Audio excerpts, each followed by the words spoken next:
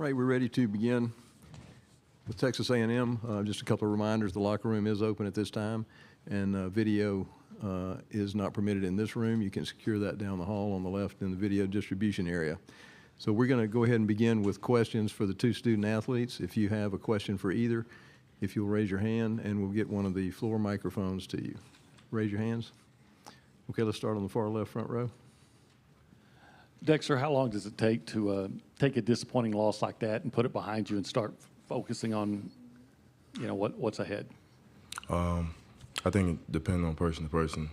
It may take a short time, it may take a long amount of time, but I think in preparation for Selection Sunday, we do have to put our emotions behind us and start thinking about the future and what's next for us as a program. So I say we got to have a short memory in this situation.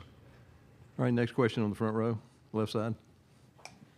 Hey, Wade, how different was this game than when y'all played at Reed with the way it looked on the floor, and how difficult was it to kind of find that dribble penetration space that y'all like to get? Just a different atmosphere, different it's for a different game. It's for a championship. Reed was just at the end of a conference.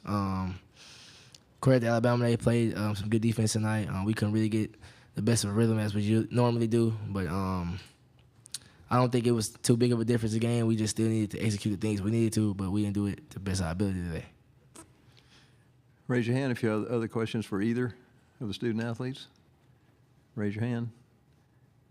Okay, do you want to go back? First row, go ahead. For both of y'all, Wade, you can start. I know just a few hours until selection show, but how do you feel like you stacked up your resume this season as it being complete? I feel like starting from December 20th, we've did a pretty good job, showing how resilient we are. Going from 6-5 to now we're, I think, 25-9. I think that's a pretty good resume we have. Same for Dexter. Just piggybacking on what bro said, I think we've covered a lot of ground. I think we put in a lot of work to put ourselves in a great position for the NCAA tournament. Obviously, this didn't end the way we wanted to, but we still have great things to look forward to in the future. Next question on the front row on the right side. This is for both guys. Just talk about how far you guys have come. I mean, yesterday, Wade, you mentioned y'all were 6-5, and nobody was expecting a lot out of you. But even you were so close last year. I mean, you got to this point and thought you were going to be able to sneak into the tournament, and because you guys were so hot. But how much has this team really improved in the last year? Wade, you first. Yeah, we've improved a lot. Coach preaches us every day about being resilient and just staying together through the ups and downs. And we've had a lot of ups and downs throughout these last 65 days. So I'm excited for what the future holds. We've been through a lot, and we can carry that on for momentum going to the NCAA tournament. And Dexter? I got pretty much like the same thing. That's it. What Wade said. All right, other questions? Let's go to the center aisle on the left. Wade, what can y'all learn from something like today moving forward into the NCAA tournament? What can you learn from a game like today? Just defensive rebounding better. We didn't do a good job on the glass today. Our defensive rotations, things like that. Just taking the way Alabama played, just using it to our advantage because we might see a team like that in the tournament. And just staying together, being resilient. That's it. Got time for one or two more for the student athletes. Anyone? All right, you want to take it right here on the front row? Last question. It's for Wade. They just announced you made the tournament team. I don't know if you heard. What are your thoughts on making that? Say it again. Making the tournament team. What are your thoughts? It's a blessing. Thank my coaches and teammates, for putting me in the position to show my talents and be the best I can be for this team. All right, we'll excuse the student athletes. You can return to the locker room. And let's continue on with questions for Coach Williams. Raise your hand. Let's start right here on the front row. Chloe, right here on the front row. Coach, just quickly, I know you haven't had a chance to watch the film and everything, but what did Alabama do differently in this game against you guys? And then what's going to be the key for your team in March? You've taken many to the tournament, and guard play is always key, but what's going to be the key for your guys advancing deep in March Madness? To reiterate what Forrest said, I think the thing that hurt us today was their offensive rebounds. We have done a good job. We did a better job last Saturday in that regard against Alabama specifically. But in conference play, we didn't give up near as many offensive rebounds as we did today. They put so much stress on you with their pace, with their talent, and when they're able to get extra shot after extra shot, it keeps you in rotation. I think this is a 1-week season, and the next season we're going into can be 4 days or it can be 3.5 weeks. And so I think our identity has evolved and morphed into a lot of good things over the last couple of months. We did not play to that exactly the way we need to today. And we'll have to be better regardless of who we play this week. Other questions? Raise your hand. I'll just start on the left side, front row. Hey, Coach, kind of same question for them. I know you said two seasons complete. How do you kind of feel like the resume has shaped up with it being complete now? Well, I wish we would have done better today, and I probably should be a better leader and maybe even more mature than I actually am. I think what's transpired is remarkable. I think it's historical, and I'm very thankful for the seat that I've been able to sit in over the last couple of months. I've learned so much from our guys, and I've learned so much from our staff. 6-5 with 2 quad 4 losses. And since then, we lost at Arkansas after traveling the world on the way to Fayetteville. We lost at Kentucky. We lost at Mississippi State when we were playing for the conference championship to some degree. And we lost today. So in the last 29 SEC competitions, I think we've won 24. I know that rewinds to a little bit of last year, but record after record after record in the SEC, specific to Texas A&M, has been broken over the last 65 days. And as cool as the results are and the things that have changed and the support, et cetera, the lessons will last our guys and our program a lifetime. Next question on the front row, far left.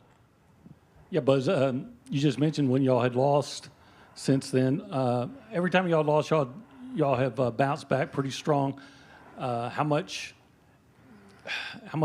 I guess, encouragement, or lack of a better word, can you glean from that going into the NCAA tournament? Yeah, I think our response, as I've mentioned to you before, I think the greatest form of toughness is the consistency to do it every day regardless of result. And I think our guys have been evidence of that level of toughness. Yes, we lost 3 conference games. We really hate that we lost 3. We went 15-3, and the response after the loss was just as mature as the response was after winning multiple games. And so I hope that continues on. They're hurt, as any person would be, to play in a championship and lose.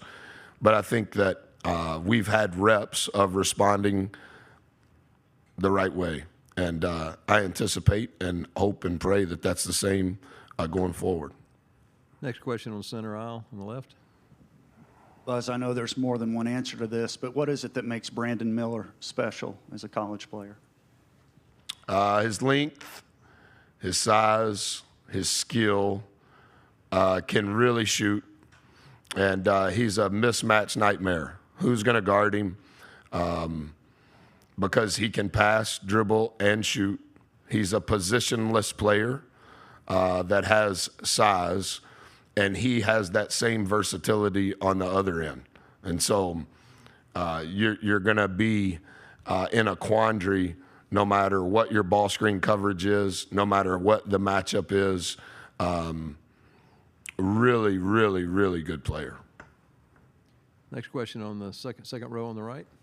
Coach, what can you just say about the SEC as a basketball conference as a whole? I mean, just a couple of years ago, we only saw about 3 SEC teams making it to the tournament. We could see maybe as many as 8 today. What can you just say about how the game of basketball has grown within the SEC? Yeah, I think it's really changed even in the time that I've been in the league. I think there were 4 coaches hired in the cycle. When we came to A&M, I think there were 6 hired this time last year. A broad answer to the question would be the commitment that Commissioner Sankey and Coach Leibowitz made to basketball. But I also think it's each individual campus, the administration, presidents, chancellors, et cetera, but also the ADs. I think I'm as big a football, actually I like football more than basketball. And someday when I'm not coaching, I want to go to an SEC football game at each place. I thought that would happen at Texas A&M, but they never invite me. I think what has happened, though, is the commitment level and the notoriety and the exposure that has always seemed to be there for SEC football since I was young. That same trajectory in the time that I've been here has continued to grow. Are we the best league? If you study different numbers, it's worth arguing about. But with each passing year, you can see that we're in that discussion. 4 years ago, we weren't in that discussion. Multiple Hall of Fame players, multiple Hall of Fame coaches in this league, and with each transpiring recruiting class, better and better long-time NBA players in this league. All right, we got time for one more question. Anyone? Let's take it right there in the middle. I know you were asked about the state of basketball play in the state of Texas. Yeah, what story is he writing? Well, it's pretty good in the state. I don't know, but Yeah. but I did want to ask you this in terms of how enticing do y'all find it that the Final Four is being held 100 miles from campus? Yeah, the kids have talked about it a few times. Rock has mentioned it a few times. Yeah, I think that what year was it in Houston? 2016. Yeah, 2016. I think it's a good city. I think it seems as though there's going to end up being 4 or 5 cities that it rotates through, and I think Houston and Indianapolis and some of those other places that can host it.